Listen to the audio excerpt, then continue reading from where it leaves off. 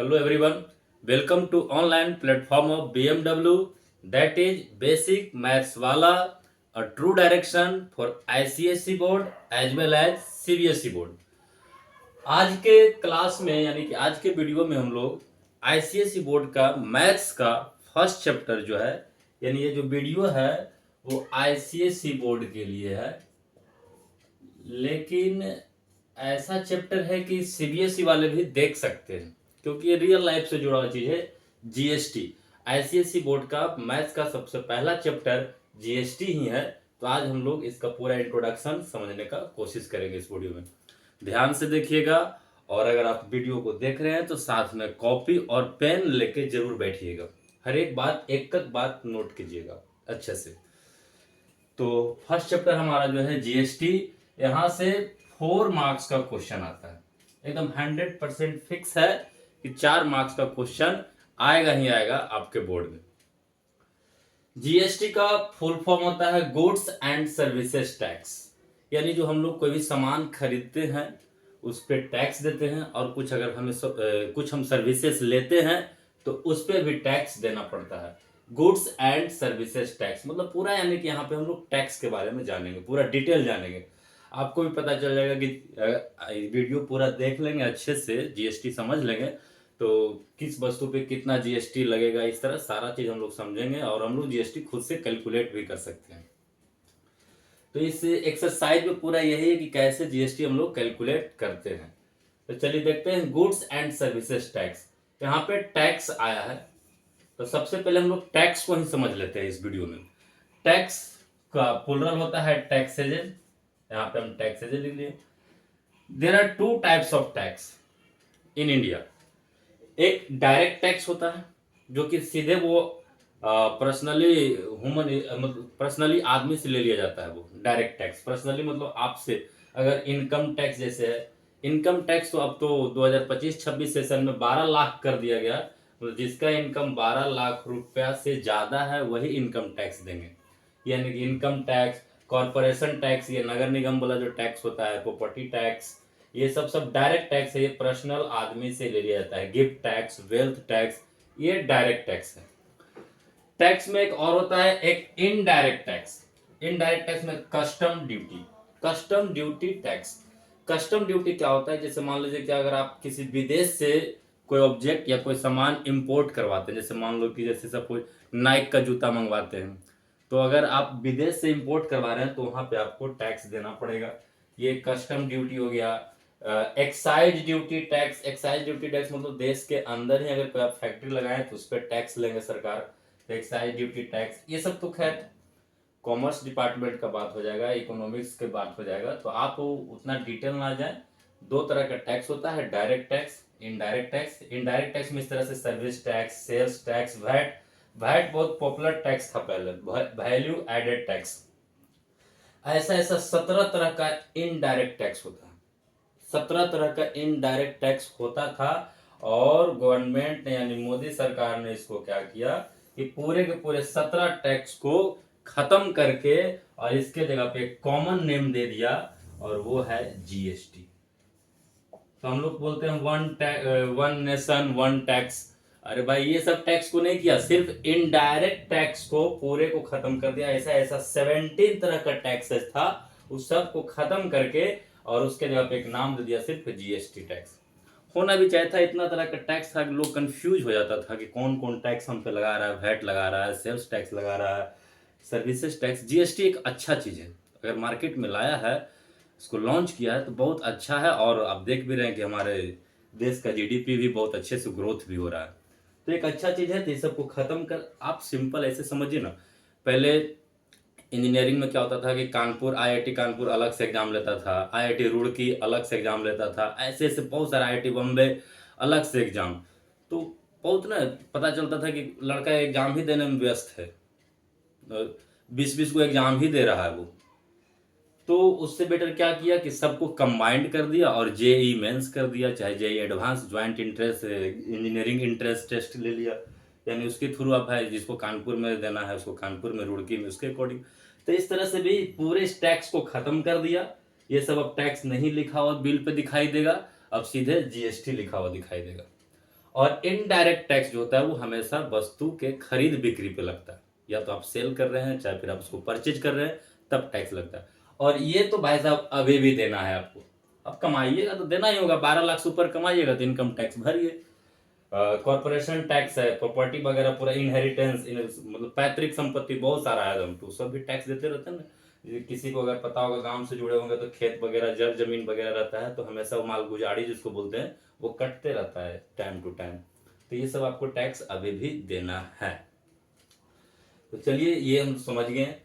अब बात ये है कि जीएसटी जो है वो पे कौन करेगा, हु विल पे जीएसटी, कौन पे करेगा।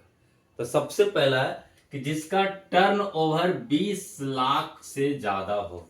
टर्न ओवर 20 लाख मतलब वैसा बिजनेसमैन जिसका कि टर्न ओवर 20 लाख से ज्यादा हो। मान लो कि जैसे हम 20 लाख का सामान मंगाए कहीं से भी, और 20 लाख का सामान हम बेचे तो हमको उस पर 1 लाख का फायदा, यानी 21 लाख में उसको बेचे, तो मेरा ये टर्न ओवर हो गया 20 लाख, तो हमको जीएसटी पे करना होगा।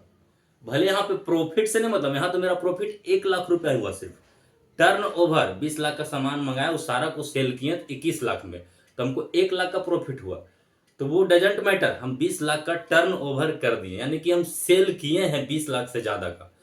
सीधा तुम ये समझो कि अगर कोई भी बिजनेसमैन साल भर में, यानी पर एनम होता है, मंथली नहीं, ध्यान देना, पर एनम, 1 मिनट इसको लिख देते हैं, ये एनुअली है, टर्न ओवर जो 20 लाख है this is annually, per annum. मान लो कोई बिजनेसमैन है वो साल भर में 20 लाख का सामान बेच देता है, आप इतना ही समझना, 20 लाख का अगर सामान बेच दिया तो उसका माना जाएगा कि टर्नओवर 20 लाख का है, उसको जीएसटी देना होगा। जीएसटी रजिस्ट्रेशन नंबर होता है, आप लीजिए, 15 नंबर का जीएसटी नंबर आता है, और उसके अकॉर्डिंग आप अपना फाइल कीजिए।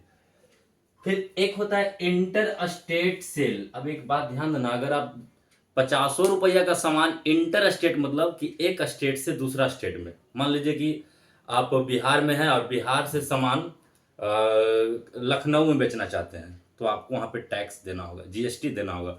चाहे फिर वहाँ से इंपोर्ट करवा रहे हैं, यानी कि इंपोर्ट इन द सेंस मतलब कहने का, जैसे आप कोई बम्बई से आप कोई सामान मंगा रहे हैं तो आपको जीएसटी देना होगा। इंटर स्टेट यानी कि स्टेट चेंज होगा तो आपको टैक्स देना होगा, उसके लिए कोई क्राइटेरिया नहीं, 10 रुपया का सामान मंगाइएगा देना होगा। और सबसे बढ़िया तो भाई साहब मोदी साहब का पैसा बन रहा है ऑनलाइन से, ई कॉमर्स में 10 रुपया का सामान, यानी 50 रुपया का भी सामान जोमेटो से मंगाइए ना, खट से जीएसटी जोड़ जाके 2-3 रुपया बता देगा। यानी कि ऑनलाइन तो भाई कुछ भी मंगा लो, 5 रुपया का सामान मंगाओ, उस पर आपको जीएसटी देना होगा। तो ई कॉमर्स, ऑनलाइन मीन्स मतलब ई कॉमर्स अगर आप मंगा रहे हैं तो आपको जीएसटी पे करना होगा। अच्छा, ये जो 20 लाख का जो टर्नओवर है ना, वो स्टेट स्टेट पे डिपेंड भी करता है। जैसे मान लीजिए कि पहाड़ी क्षेत्र में अरुणाचल प्रदेश वगैरह ये सब जो है, उस केस में 20 लाख का मतलब बहुत बड़ा दुकान हो जाएगा, तो वहाँ पे क्राइटेरिया अलग है कि वहाँ पे 10 लाख का ही रहता है अरुणाचल प्रदेश में, कि 10 लाख का अगर टर्नओवर है तो आपको जीएसटी फाइल करना होगा। बाकी वो तो एक एक्सेप्शनल केस हो गया, जनरल में आपका है कि 20 लाख का टर्नओवर है तो आपको फाइल करना होगा।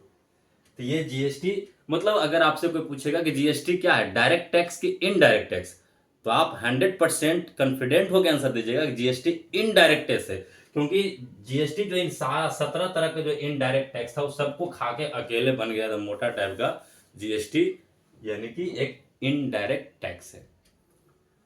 फिर सम इंपॉर्टेंट फैक्ट्स है जीएसटी के बारे में, जिसको कि हम लोग ध्यान से देख लेते हैं। ये फैक्ट्स क्या है, एक मिनट। सम इंपॉर्टेंट फैक्ट्स में सबसे पहले जीएसटी स्टार्ट करने वाला जो देश है वो फ्रांस है, तो दिमाग में रखना। हम लोग के लिए लग रहा है कि कोई नया चीज है, बताओ फ्रांस, यानी कि जिसका राजधानी पेरिस, बहुत आगे, लंदन पेरिस हम लोग पहले से भी जानते हैं, वो आज नहीं जीएसटी 1954 में ही वो लागू करके चला रहा है जीएसटी। हम लोग के लिए नया है जीएसटी नहीं। अब हिस्ट्री के ही ना बैकग्राउंड पे लोग यहाँ पे इंडिया में भी इम्प्लीमेंट किया, ही चलते हिस्ट्री पढ़ना बहुत जरूरी है। यानी कि मॉडल जो है, अब जैसे फ्रांस तो पहला देश है ना, बाकी फिर बहुत सारा देश जीएसटी लागू किया अपने अंदर, देश के अंदर, लेकिन उसमें से हम लोग जो अपनाते हैं वो मॉडल जो हमारा है वो कनाडा से मैच करता है, यानी कि कनाडा का मॉडल पे हम लोग चलते हैं। जैसे कनाडा में भी SGST, CGST, UTGST, IGST है, उसी तरह से हम लोग इंडिया में भी लॉन्च किए हैं, यानी कि मॉडल हम लोग का कनाडा का है। स्टार्ट सबसे पहले जीएसटी फ्रांस किया था 1954 में। हाँ, अगर कोई कहेगा नहीं देंगे तो क्या कर लेगा सरकार?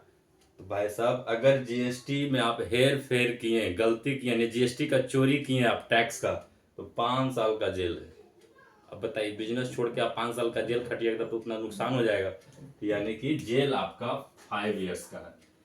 पूरे देश में 1 जुलाई 2017, 1 जुलाई 2017 से पूरे इंडिया देश में इम्प्लीमेंट कर दिया गया जीएसटी।